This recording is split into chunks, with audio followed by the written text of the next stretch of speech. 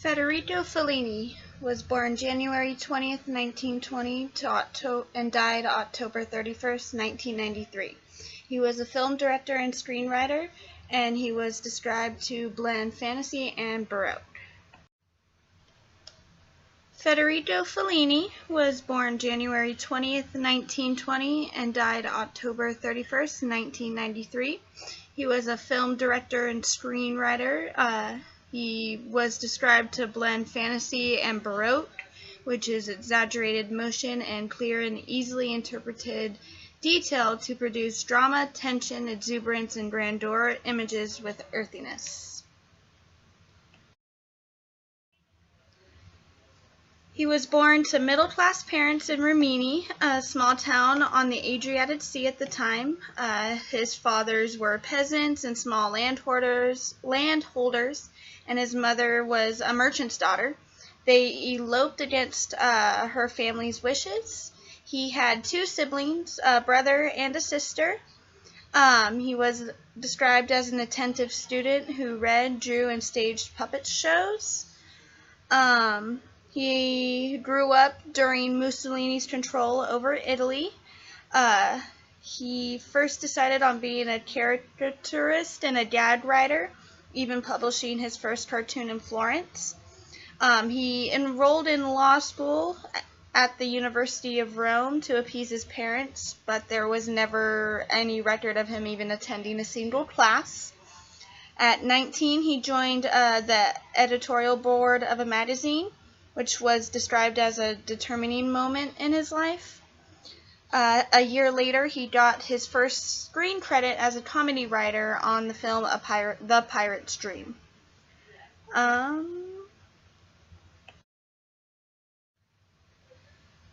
Fellini wrote for a radio station during his attempt to avoid the draft, which is where he met his wife Giulietta Messina in 1942. She was well known for her musical comedy broadcasts that lifted the spirits of the audience depressed by the war.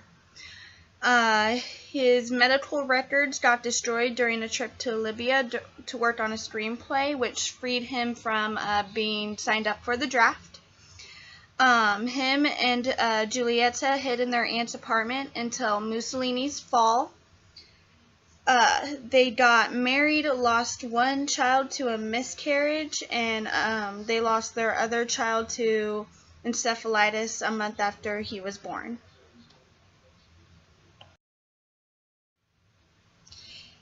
After the fall of Mussolini, Fellini became involved in Italian neorealism, which is a national film movement characterized by stories set amongst the poor and working class. It was usually filmed on location with non-professional actors. He apprenticed under Roberto Rossellini. He acted and co-wrote many films with Rossellini. He seemed to hit or miss with the critics. Some films got so much critique that it hampered the distribution, and some of them were renowned. In October 1960, he outlined his first film ideas about a man suffering creative block in an email to a colleague. Fellini was unclear about everything: the script, the title, the profession of the protagonist. He actively scouted Italy looking for the film. After being pressured by his producers, he titled it 8½, referring to the number of films he had directed up to that point. He did almost everything in preparation for the film. He signed deals, fixed dates, constructed sets, casted, and did screen tests with actors. But when the time came, he felt like he had a film he wanted to direct but no longer remembered. He couldn't figure out what the main character should be until at the final moment before admitting defeat, he realized to make it about himself in a way, a director who didn't know what film he wanted to make. The set itself during filmmaking was described as chaotic, incessant improvisation. It didn't seem to make sense to anyone but Fellini. He says he wanted to convey the three levels on which our minds lived: the past, present, and the conditional, which is fantasy.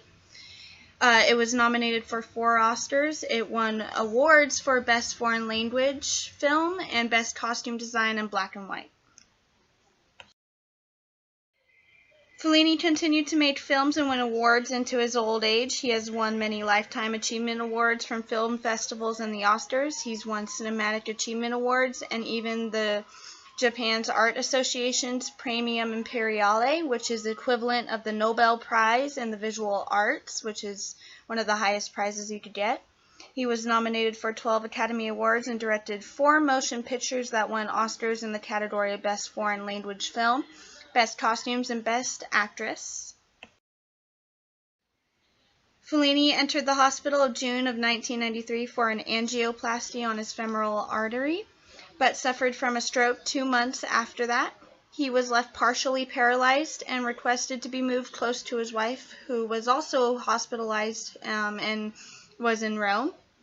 After that, he suffered a second stroke and fell into a coma. He then died on Halloween of that year at the age of 73. Him, his wife, and son are buried in a bronze sepulchre at the main entrance to the cemetery of Rimini, and they even named an airport after him.